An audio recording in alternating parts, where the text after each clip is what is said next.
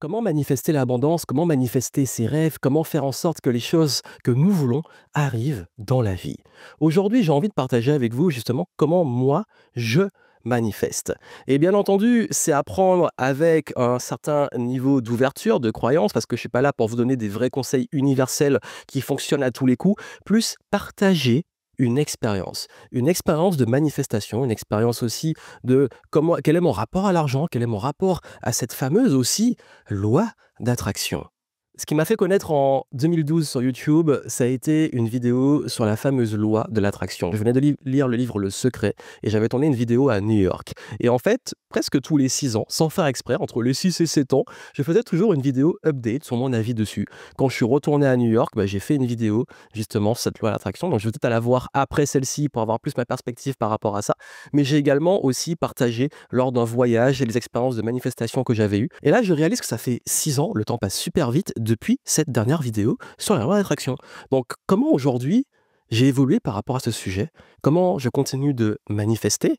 Quelles sont les limites? Quelles sont les choses où je trouve que c'est justement un peu bullshit? Quelles sont les choses qui, pour moi, ouais, sont les choses qu'on peut mettre en place et qui fonctionnent, en tout cas dans mon expérience, que vous pouvez expérimenter également? Ça va être le sujet de ce podcast aujourd'hui. Donc, si ça vous intéresse, je vous souhaite une bonne écoute. Alors oui, dans ma vie, j'avais déjà partagé plusieurs anecdotes de manifestations, de synchronicité, de choses qui arrivent comme par hasard, tu rencontres la bonne personne au bon moment, tu as besoin d'argent, l'argent il arrive. Il y a un moment aussi où tu désires quelque chose, tu l'as pas, tu as d'autres processus et tout, et ça arrive. Et il y a des fois, ouais, c'est assez impressionnant et je sais pas, moi j'ai envie de croire en cette magie de la vie, mais je crois aussi en notre part de responsabilité. Le but n'est pas de juste visualiser pour pouvoir manifester, se dire bon, si je visualise et que je me concentre dessus, ça va arriver. Non, il faut se bouger, il faut mettre en place les choses, bien entendu. Mais ce qui fait vraiment la différence, c'est que je crois qu'il y a beaucoup de personnes aujourd'hui qui pensent que des choses sont impossibles ou inaccessibles, ou ils sont un petit peu, on va dire, ils ont baissé les bras. Ils sont un petit peu, voilà, découragés par rapport à peut-être des rêves. Ils se disent: «Moi aussi j'ai envie d'avoir ça» ou «Je rêve d'être tel endroit» ou de pouvoir réaliser tel projet, et du coup, ils se disent tout de suite: «Non, c'est impossible, non, j'y arriverai jamais». Je vais vous dire une chose, et c'est pas pour faire un discours motivationnel et pour vous, voilà, vous dire, que tout est possible, mais de façon superficielle.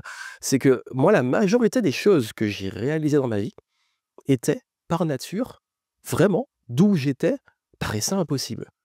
Et que ça soit le fait de, faire de la conférence, faire du contenu, devenir quelqu'un que les gens payent pour du conseil, pour de la conférence, même pour des formations. En fait, je fais ça depuis maintenant, j'ai commencé en 2008, mais vraiment à plein temps en 2011-2012 ou après mes études, et je me rends compte qu'en fait, j'étais quelqu'un d'extrêmement timide, d'extrêmement, introverti. Je suis toujours introverti, mais parler en public, donner des conseils aux gens, développer du réseau, toucher des millions de personnes, mais ça paraissait impossible. Même le fait de moi qui était plutôt un profil scientifique, écrire des livres, moi aussi qui avait parfois, plein de choses où je me dis: «C'est pas pour moi parce que de là d'où tout vient, c'est peut-être pas, le bon moment, le bon endroit». Il y avait ce discours parfois un petit peu de: «Tu ne mérites pas».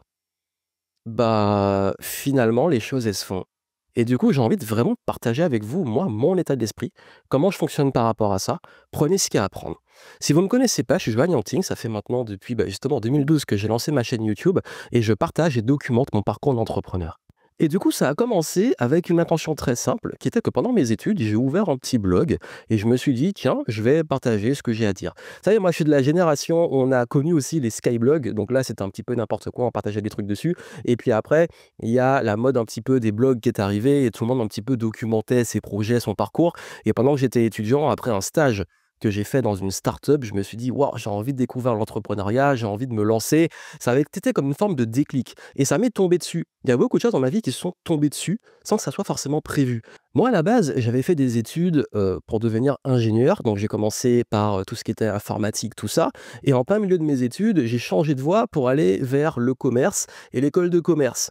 Et en fait, c'est assez marrant parce que parfois on prend une direction, puis on se rend compte que la vie nous montre que c'est pas là et que je vais encore changer. Et même dans mes propres projets d'entreprise, j'ai commencé en tant que consultant en digital, je faisais aussi de la prestation de création de sites web, tout ce qui était le marketing en ligne à l'époque où ça commençait à se développer. Et après, je suis allé beaucoup plus sur des conseils sur la gestion du temps parce que les gens me demandaient. Mais Johan, comment tu gères, justement tes missions, tes études, et comment tu fais aussi pour créer ta boîte pendant que tu fais tout ça? J'avais plein de gens qui venaient et qui me découvraient à travers ce blog pour me demander des conseils. Tu sais, les choses, elles arrivent naturellement comme ça, donc je me suis pas trop posé de questions. J'ai commencé à donner des conseils. On m'a appelé pour des formations dans des écoles, pour les entreprises, et cetera. Et puis à un moment, je me suis dit: «C'est vrai que je travaille beaucoup» et j'avais du mal à me vendre. Et là, je me suis dit: «Bon, OK, est-ce que je peux pas dupliquer tout ça?» J'ai vu qu'on pouvait, si on avait une expertise et des choses que les gens demandaient, on pouvait le packager dans un produit en ligne justement et le vendre à l'infini. Donc c'est ce que j'ai fait. Vous avez vu, les choses sont faites naturellement. Alors je me suis pas lancé. Je sais qu'aujourd'hui, il y a vraiment ce truc avec les formations en ligne, les formateurs en ligne. Oui, je suis conscient que c'est devenu n'importe quoi. Il y a tout et rien. Il y a du très bon, il y a du très mauvais, il y a de l'arnaque, il y a des bonnes choses. Donc je suis pas dans ce jugement-là. Mais juste pour vous dire et mettre du contexte, c'est que moi, j'ai commencé sur les premières vagues et moi, j'ai découvert ça quand c'était très marginal et que tu étais même pas sûr d'en vivre. Parce que moi, j'ai fait 2 flops de lancement avant de lancer un produit qui fonctionnait vraiment et je vous invite à aller voir le premier épisode de Game Entrepreneur Stories où je raconte comment je me suis lancé. Là, je vous mets juste du contexte pour vous expliquer un concept qui est très important, qui est que parfois, quand on veut manifester, on se dit: «Il faut absolument une clarté, une vision sur ce que tu veux», mais il y a des fois aussi où on ne sait pas trop ce qu'on veut. On se met en mouvement et on met juste en place ce qui nous appelle et moi, c'est ce que j'ai fait et parfois quand je suis perdu, c'est ce que je vais faire. De quoi j'ai envie en ce moment? Qu'est-ce qui m'appelle? Qu'est-ce que mon intuition me dit? Et je vais le suivre. Et même encore aujourd'hui, s'il y a un projet, je sens qu'il faut le faire, s'il y a un truc, je sens que c'est là vers ça qu'il faut aller, je vais pas m'en priver, je vais pas me dire: Ouais, mais est-ce que c'est rentable et tout?» Si le truc, il est vraiment fort et je sens que c'est ça qu'il faut faire, je vais y aller et il va se passer des choses. Ou ça va ouvrir les opportunités pour d'autres choses. Et cette mentalité, c'est vrai que ça casse un peu la croyance sur la loi d'attraction qui est que tu dois absolument visualiser parfaitement ce que tu veux. Alors oui, c'est intéressant de le savoir, mais des fois, quand on ne le sait pas, ça n'empêche pas de mettre du mouvement et de se dire: «Si je ne sais pas où je veux aller, peut-être que je sais, ce qui m'appelle au fond de moi». Donc c'est un équilibre entre peut-être qu'on appelle l'étoile qui t'appelle ou tu te vois plus loin, mais aussi sa petite flamme intérieure, sa petite boussole intérieure qui va nous guider vers l'étoile ou quand on ne sait pas et que c'est le brouillard, on peut aller au fond de soi et se dire: «Ah tiens, là c'est ce qui m'appelle. Je ne sais pas où ça va me mener, mais je vais y aller» et c'est cette mentalité qui fait la différence. Quand je vous dis qu'il y a beaucoup de choses dans la vie qui me sont tombées dessus sans que j'aille forcément les chercher, c'est justement pour vous dire que, j'aimerais beaucoup dire que j'ai du mérite sur du travail acharné. Oui, j'ai beaucoup bossé, oui, j'ai fait beaucoup de sacrifices, mais il y a des choses aussi, voilà, qui arrivent comme ça. Mais justement, c'est un équilibre. C'est un équilibre entre je fais ce qu'il y a à faire, je mets en place, ce qui va vraiment m'aider en termes de travail à peut-être aller dans une direction. Je vais donner le meilleur de moi, mais il y a une partie que je ne contrôle pas. Mais pour que les choses nous tombent dessus, il faut quelque part qu'on ait un radar actif. Il faut quelque part qu'on soit ouvert. Il faut quelque part qu'on ait envie. Donc ça, c'est important. Quand on n'a pas envie, qu'on est résigné, qu'on n'y croit plus, on a la tête baissée. C'est vraiment l'image de: «Je baisse la tête, je regarde plus devant moi, il y a des trucs qui sont autour de moi, je les vois plus». Par contre, quand on a vraiment envie, qu'on a ce feu sacré, on lève la tête, on est ouvert, on a faim, on a la dalle et comme par hasard, les opportunités, on va les voir et comme par hasard, on va tomber sur la bonne personne. Mais c'est bien beau de tomber sur la bonne personne, mais il faut saisir l'opportunité. Mais c'est bien beau aussi d'avoir peut-être de l'argent qui va arriver parce que ça peut être quelqu'un qui va vous solliciter pour un projet, quelqu'un sur qui vous allez tomber qui va investir dans le projet, quelqu'un qui va aussi peut-être vous mettre en contact avec une bonne personne pour peut-être un contrat et en fait, quand l'argent il va arriver, c'est pas: «OK, c'est juste tombé», c'est que il y avait quand même derrière une démarche de mouvement qui a fait qu'on a créé l'opportunité, mais surtout, on l'a saisie. Manifester, c'est avoir cette capacité à être ouvert pour pouvoir justement saisir les opportunités. Vous savez, j'avais partagé lors d'une conférence et j'ai mis l'extrait en ligne qu'il y a pas mal d'études qu'ils ont fait sur la chance et ils se sont rendus compte que les personnes les plus chanceuses étaient persuadées d'être chanceuses. Il y avait même un test justement sur des personnes où on leur faisait un petit test pour savoir s'ils avaient ou pas de la chance. Et en fait, ils se sont rendus compte que après avoir fait le test, une fois qu'ils avaient vu le résultat, il y avait une partie des personnes qui, comme par hasard, trouvaient un billet de 100 $ dans la pièce où ils devaient attendre, pour la suite, là où d'autres ne le trouvaient pas. Et en fait, comme par hasard, ceux qui trouvaient ce fameux billet de 100 $ dans la pièce, d'attente, dans la salle d'attente, étaient ceux qui avaient eu positif sur le test de chance. Ça veut dire que le test montrait qu'ils étaient naturellement chanceux. Ils y croyaient tellement qu'ils étaient en mode: «Ah mais c'est vrai, je suis chanceux» et du coup, bah, ils étaient ouverts et ils trouvaient ce billet et il y a plein d'études comme ça sur la chance qui montrent que c'est un état d'esprit. Il faut bien différencier, hein, le pur aléatoire, le pur hasard, les choses qui vous tombent dessus, qui sont de l'ordre d'un faible pourcentage et toutes les choses de la vie où on décide de comment on répond et dans quel état on est. Donc ça, c'est important d'avoir cette attitude. Moi, j'estime et je pense que ça joue beaucoup. J'ai toujours pensé avoir une bonne étoile. J'ai toujours pensé avoir de la chance, même dans les pires situations.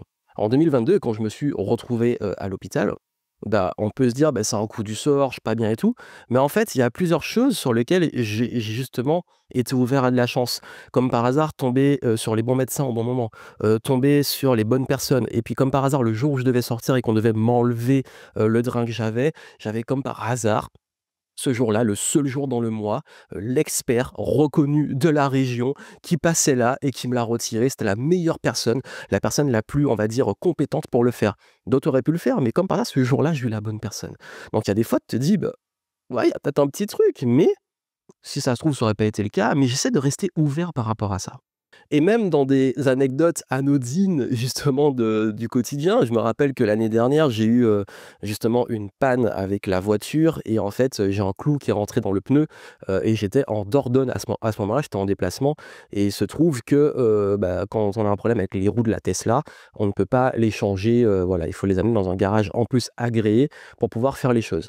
Bah, il se trouve que ce jour-là, je suis tombé sur un dépanneur qui était adorable, qui était génial.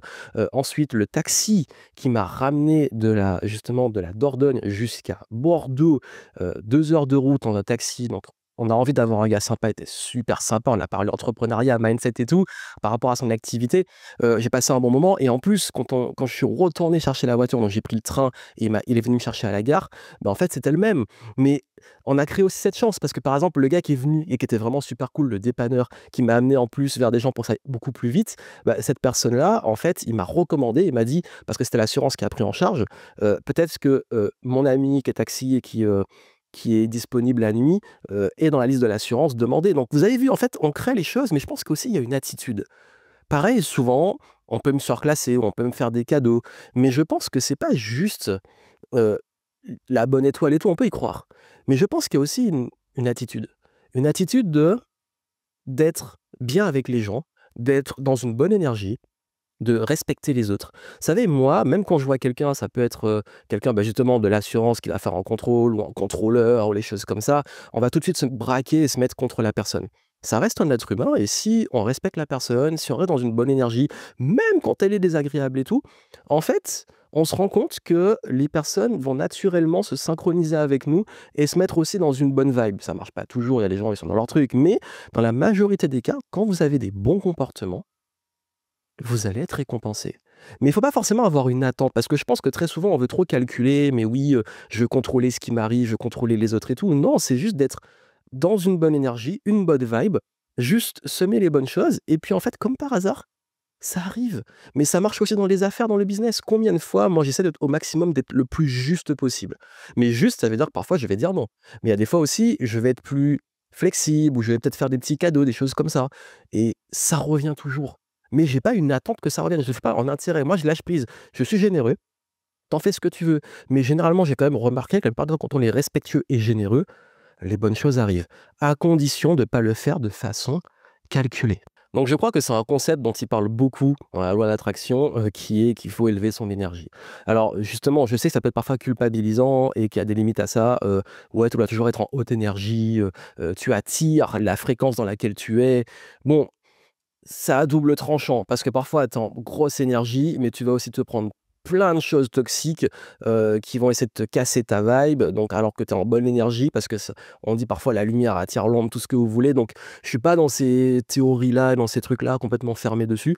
Par contre, oui, c'est du bon sens que quand on a une certaine vibe vis-à-vis de son environnement, ça met les gens dans une posture particulière. Si vous êtes agressif, si vous êtes énervé, si vous tirez la tronche, forcément les gens autour de vous vont se mettre en mode défensif. C'est naturel, c'est de la logique. Mais c'est comme aussi, et j'en ai beaucoup parlé, ce qu'on appelle le système réticulé activateur dans le cerveau. Ça veut dire que si on est obsédé par quelque chose, on va commencer à le voir partout. J'ai partagé une des anecdotes, puisque le but, c'est aussi d'illustrer avec des vraies anecdotes, le fait qu'une fois, j'ai écrit durant l'été, que c'était l'été 2021, que je voulais une Tesla à Noël. Mais j'avais pas du tout l'intention, juste marquer ça comme ça. Et en fait, ce qui s'est passé, c'est que, bah, justement, après, je suis allé faire les essais début novembre et j'ai appris, et j'ai eu le message de la date à laquelle j'allais être livré, et ils m'ont dit, si vous le souhaitez, vous pouvez avoir une livraison de la voiture le 24 décembre. Noël, la veille de Noël. Donc, du coup, il y a quand même un truc, tu te dis, mais c'est pas possible, j'ai écrit ça sur mon carnet, je l'avais montré, je l'avais partagé, j'ai dit, mais c'est fou. Et en fait, je crois que derrière ça, il y a peut-être encore une fois, moi j'aime bien croire à la magie, mais j'y suis pas attaché. C'est-à-dire que voilà, si c'est une belle surprise, c'est cool, mais il y a des trucs comme ça en fait, mais finalement pour l'avoir, il a fallu aussi mettre du mouvement, il a fallu aussi aller faire les essais, il a fallu, bah oui, l'apprendre, il a fallu avoir tout le travail en amont pour l'apprendre, bref, mais il y a des petits trucs comme ça qui montrent que parfois, quand j'attendais justement et que je m'étais dit: «Tiens, j'aimerais bien changer de voiture, avoir une Tesla», je commençais à avoir les Tesla partout. Je commençais à avoir des Tesla, dans la rue et tout, et j'y faisais attention. C'est comme le syndrome de la fameuse voiture rouge. Si vous pensez à des voitures rouges, vous allez commencer à en voir partout. Bah, c'est ça le système réticulé activateur. C'est ce truc de, quand on a une obsession, quand on veut quelque chose, on commence plus naturellement à le voir. Par exemple, une femme, qui veut peut-être un enfant va commencer à peut-être voir plus de femmes enceintes autour d'elle et plus de bébés. Un homme, qui veut, je ne sais pas, tel type de vêtements, peut-être qu'il va ou de type de chaussures, comme par hasard, il va commencer à les voir partout. En fait, ça, c'est que notre radar va s'activer. Quand on veut quelque chose, on a un radar qui s'active. Et ça, c'est purement scientifique. C'est le focus. Quand on est obsédé par quelque chose, on va commencer à le voir. C'est comme le biais de confirmation. Si on est persuadé d'une chose, comme par hasard, les faits, les choses autour de nous, on va les filtrer pour que ça aille dans l'autre sens. Notre cerveau est fait comme ça. Donc, cet aspect de quand on veut quelque chose, commencer justement à le visualiser, à le poser, à mettre des images dessus, comme on l'appelle les fameux vision boards, je pense que c'est un gros plus. Mais encore une fois, et je vais le répéter tout le temps, il faut une phase de lâcher prise. Parce que si vous vous mettez à dire, c'est ça que je le visualise, mais je suis absolument accroché, je le veux, vous commencez à vous frustrer de là où vous êtes de ne pas l'avoir. C'est pas la bonne énergie pour l'avoir. C'est, voici ce que je l'ai matérialisé, et je me mets en mouvement, et les choses vont se faire jusqu'à ce que je lâche prise. Et c'est souvent cette notion, et c'est comme par hasard, souvent quand on commence à lâcher prise, que les bonnes opportunités arrivent. J'avais C'était en 2020, on était en plein confinement, et tout, j'avais commencé à avoir envie de déménager, j'en avais marre, et en fait, là, c'est impressionnant parce que, justement, quand on a été, vers l'automne 2020, qu'il fallait chercher un appartement dans la région, en plus bordelaise, c'est compliqué, c'était tendu parce qu'il y avait beaucoup, beaucoup, beaucoup de monde, le marché, et les trucs, ils changeaient tout le temps. C'était difficile à ce moment-là de trouver quelque chose de bien. Donc, il y a un moment, je commençais à me dire, voilà, je veux, mon nouvel appart, je veux la cheminée avec la bibliothèque. J'avais visualisé, j'avais même pris des images pour dire, l'appart de mes rêves que je voudrais. Et au bout de plusieurs visites, je commençais à me décourager. Vraiment, je me décourageais, je me disais: «Putain, mais je vais jamais trouver». Je me rappelle que j'étais allé en Lot-et-Garonne à ce moment-là, et que j'avais fait un petit vœu, en disant: «Ça serait bien qu'à Noël, je sois dans mon nouvel appart et tout», mais franchement, au fond de moi, je commençais à être résigné. Et puis finalement, en fait, il y a un moment où j'ai complètement lâché prise. J'ai dit: «Bon, OK, allez, je vais aux visites, mais plus d'attente», et il y a eu un coup de cœur. Il y a eu un coup de cœur, et j'ai dit: «Mais waouh, en fait, cet appart, ouais, il me correspond et tout», et du coup, bah, en fait, finalement, c'est là où je me suis installé, et c'est là où j'ai installé la bibliothèque que vous voyez derrière moi. Et cette bibliothèque-là, en fait, elle est bon, là, c'est peut-être pas forcément cadré, mais parfois sur certaines vidéos, on peut le voir, il y a une cheminée, et en fait, ça ressemble exactement à la photo que j'avais sur mon téléphone. Donc il y a des fois, en fait, ouais, c'est bien d'avoir une vision, mais il y a aussi ce syndrome de, comme par hasard, le moment où on lâche le plus prise, c'est là que ça arrive. Ça marche même en business. Combien de fois la bonne étoile de l'entrepreneur est arrivée? Ce moment où on sent que, c'est un peu plus tendu, c'est plus difficile pour plein de raisons, on a fait plus d'investissements, ou alors, c'est une période un peu plus difficile, et cetera, et ce moment où on essaie de se battre, je dirais pas qu'on force, mais on essaie, voilà, nouveaux contrats ou de développer des nouvelles campagnes marketing, mais ça rame, il y a beaucoup d'efforts, et puis à un moment, on va commencer à dire: «Bon écoute, on lâche un peu prise, on prend un peu de recul», et c'est ce moment-là où il y a un énorme client qui va vous solliciter, où il y a une opportunité qui va arriver, et il y a des fois, en plus, ça passe, mais c'est serré. C'est genre, peut-être que dans la semaine prochaine, ta boîte, elle est off, et tu as ce truc qui arrive et je me dis: «Ouais, il y a le concept que je partageais ici, c'est le concept de lâcher prise». Alors c'est très dur, hein. C'est très dur parce que des fois aussi, bah, quand il y a une attente et quand ça devient un peu chaud, on a envie de lâcher prise, mais le corps il se crisse, j'ai presque envie de dire, oui, c'est l'expression, on serre les fesses. Mais il y a quand même des situations dans la vie où oui, le lâcher prise, pour moi, il est important. Alors, lâcher prise, ça veut pas dire j'abandonne et je laisse faire l'univers. C'est je fais ce que j'ai à faire, mais je lâche prise sur le résultat et je lâche prise sur toute la dimension que je ne contrôle pas. Il faut quand même rester dans du mouvement, mais faut avoir ce recul. J'ai fait justement un podcast sur le lâcher prise, je vous mettrai le lien en descriptif si c'est un sujet qui vous intéresse. Pour les contrôle freaks comme moi qui ont du mal à lâcher prise, c'est un vrai sujet.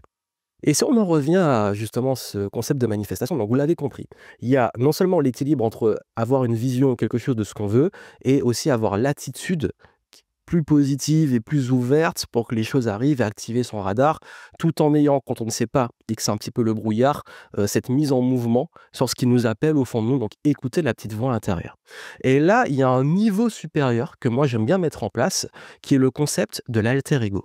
C'est un principe qu'on utilise beaucoup en visualisation, en préparation mentale. Et j'ai fait un super article dessus. Encore une fois, toutes les ressources dont je parle, je vous mets dans le descriptif parce que j'ai pas envie de trop me répéter. Et puis il y a des choses que j'ai abordées, mais là, je voulais justement les harmoniser, les centraliser dans ce concept. En fait, j'utilisais ça beaucoup en compétition quand je devais me mettre en confiance et au niveau auquel je voulais performer. Et je visualisais ma victoire dans le match ou que ça soit dans le sport, ma performance. Et je me préparais comme ça et je rentrais dans l'alter ego, l'identité de moi performeur. Ça veut dire le tueur, le compétiteur, parce que je voulais me mettre dans cet état-là. Pareil pour la conférence, quand je dois me préparer pour une conférence, je vais me mettre dans le Johan conférencier, dans cette posture de confiance, et je vais me préparer à ça. En fait, l'alter ego, c'est dans quel état tu dois être pour le niveau de performance que tu visualises ou ce que tu veux. Et ça, c'est ultra important parce que parfois dans la vie, on veut des choses, mais on oublie d'être la personne capable de les recevoir. Si vous voulez plus d'argent, il faut devenir la personne et l'opportunité capable d'en recevoir plus. Si vous voulez que les gens vous respectent plus, il faut déjà avoir cette posture de respect de soi et de confiance qui ferait que vous allez gagner le respect. Si vous voulez des nouvelles opportunités, vous devez incarner vous-même la posture de la personne qui attire ces opportunités. Et ça, c'est vraiment un point important parce que il y a des fois, quand je disais au tout début, on peut se laisser aller, baisser sa tête et tout, on peut travailler ça. On peut travailler cet alter ego, c'est-à-dire ce changement d'identité où on visualise où on veut être, qui on veut être, on se met dans cette immersion et du coup, on va changer notre posture pour agir, penser et faire comme si on y était déjà. Et ça, je l'ai beaucoup fait en business. Quand j'ai démarré dans l'entrepreneuriat, il y a des fois, je tapais des plafonds de verre et ce qui m'a fait casser les plafonds de verre, que c'est la question qu'on me pose le plus dans les différents paliers, comment tu les casses? En fait, ce qui fait vraiment la différence quand on plafonne depuis trop longtemps et si vous plafonnez, c'est de se dire: «OK, bon, déjà, c'est quoi le prochain niveau? Où je veux être et qui je dois incarner pour passer à cet autre niveau? Qui tu dois être pour hop, quel est le futur toi? Qui tu dois incarner en termes d'attitude, de posture, de confiance et cetera?» Et je crois que c'est ce qui m'a beaucoup aidé en termes de manifestation, même dans les périodes où parfois, bon, on se sent imposteur, on manque de confiance en soi, on se dit: «Mais c'est pas pour moi, est-ce que je vais être à la hauteur?» Il y a des fois, je me mettais une petite claque et je me mettais dans ces conditions et je disais: «Vas-y, va à ce rendez-vous en incarnant comme si c'était déjà fait, comme si tu avais déjà gagné, comme si le contrat était gagné, comme si tu avais cartonné en conférence, comme si tu avais gagné le match». Prends cette attitude parce qu'on a tous ces attitudes. Quand on gagne, quand on est bien, quand c'est une bonne période, on sent dans cette incarnation de son super soi, j'ai envie de dire. Mais il y a des fois où quand ça va pas, on le perd. Et c'est vrai qu'il y a des fois, en fait, quand on reste trop dedans, on a tendance à se mettre dans la posture, comme je l'ai dit avant, où on se ferme. Alors qu'en réalité, si on arrive à se recadrer, ça peut être par exemple se mettre une musique à ce moment-là, faire des ancrages qui va nous remettre dans les conditions, visualiser, incarner. C'est comme si là, je vous dis, hop, vous avez gagné au loto et vous avez gagné, je sais pas, 100 millions qui vont arriver sur votre compte en banque. Vous avez gagné au loto, vous avez gagné 100 millions. Comment vous vous sentez? Et là, vous allez vous sentir, bah, riche, plein d'opportunités, peut-être en sécurité, peut-être enfin pouvoir faire plein de choses dont vous rêviez, peut-être un petit peu de peur, c'est beaucoup en même temps, mais vous allez vous sentir comme quelqu'un qui vient de gagner 100 millions. Pourtant, les 100 millions, si ça se trouve, ils ne sont pas encore sur votre compte. Mais vous avez déjà, émotionnellement, en termes de posture, en termes de pensée, vous vous sentez comme si c'était gagné. C'est pour ça que moi, j'y crois, oui, parce que c'est le truc que j'ai le plus fait, c'est j'y crois en le fait mettre des choses qui illustrent là où vous voulez être. Vous voulez faire la une de Forbes, aller faire un shooting et faire un montage de vous à la une de Forbes, même si bon maintenant il faut payer, mais c'est autre chose, mais vous avez compris l'idée. Si vous voulez recevoir, telle somme d'argent, vous faire un chèque où vous recevez cet argent. Si vous voulez vous voir à un endroit, du monde avec, justement, des points spécifiques vus sur la mer ou la montagne ou je sais pas quoi, faites-le, mais ne vous y attachez pas. Moi, le vision board, je pense que c'est intéressant parce que trop de fois dans ma vie, j'ai mis en place des mini ou des gros vision boards, j'ai oublié et je me suis rendu compte finalement que la majorité de choses que j'avais mises quelques années après se sont réalisées. Mais il y avait pas forcément une attente, il y avait une forme de lâcher prise, mais dans ma tête, c'était là et je pense que quand on a ça dans la tête, comme par hasard, je pense qu'on va faire un travail de voir les opportunités qui nous amènent. Parce qu'en fait, plus on sait ce qu'on veut, plus on sait où on veut arriver et qui on doit être, plus on va avoir des opportunités, se dire: «Ah mais tiens, ça c'est peut-être une opportunité qui va m'amener là». Donc on va les saisir plus naturellement. Donc c'est pour ça que cette attitude, elle est ultra importante et on peut l'incarner. Alors bien entendu, comme j'ai dit, parfois on est complètement dans le brouillard et là, ça en revient, on va faire la boucle sur quand vraiment vous savez pas, quand vraiment vous êtes perdu et écoutez la petite voix au fond de vous. Trop souvent, on l'étouffe et je crois que votre petite boussole au fond de vous, elle sait ce que vous voulez. Donc voilà pour ce que je voulais partager avec vous, c'était vraiment un format, on va dire, plus, voilà, podcast, blabla, je voulais le partager. Voilà, ce que je voulais rester plutôt simple, plutôt une attitude, des choses que j'ai sans vouloir répéter ce que je t'ai raconté, même s'il y a des points, similaires. Mais vraiment, si, c'est un sujet qui vous intéresse, j'ai fait la vidéo sur la loi d'attraction il y a quelques années, je vous mettrai aussi en descriptif toutes les ressources où j'aborde ce sujet-là et si vraiment vous, aujourd'hui, vous voulez aller plus loin, notamment sur l'argent, l'abondance, j'ai un programme qui s'appelle Manifeste, je l'ai appelé comme ça. Vous voulez en savoir plus par rapport au rapport à l'argent, par rapport à saisir les opportunités, savoir comment investir, et cetera. Vous avez les infos en dessous si ça vous intéresse et puis allez voir les autres ressources pour développer le sujet. Mais vraiment, comme je l'ai dit, ma posture aujourd'hui, c'est pas de vous dire, c'est vraiment comme ça que ça marche, c'est juste un partage d'expérience. À vous de prendre ce qu'il y a à faire, à vous aussi de faire vos expériences, de trouver ce qui fonctionne pour vous et je serais curieux de savoir vous, justement, est-ce qu'il y a des choses que vous avez déjà réussi à manifester, des anecdotes? Racontez, franchement ça m'intéresse et pourquoi pas peut-être faire un format où je partage vos anecdotes, où je les lis, pourquoi pas, hein, ça peut être intéressant. Donc si on a assez et puis vous, comment vous voyez les choses? Donc voilà, moi je vous souhaite plein de succès, n'oubliez pas de vous abonner, de suivre. Si vous écoutez un podcast, vous laissez, les petites étoiles, ça fait plaisir. Si vous regardez sur YouTube, vous me laissez un pouce en l'air et vous partagez en commentaire, comment vous voyez les choses et si vous avez une anecdote et puis nous, on se retrouve très, très vite et moi je vous souhaite plein de succès et de manifester vos plus beaux rêves. À très bientôt.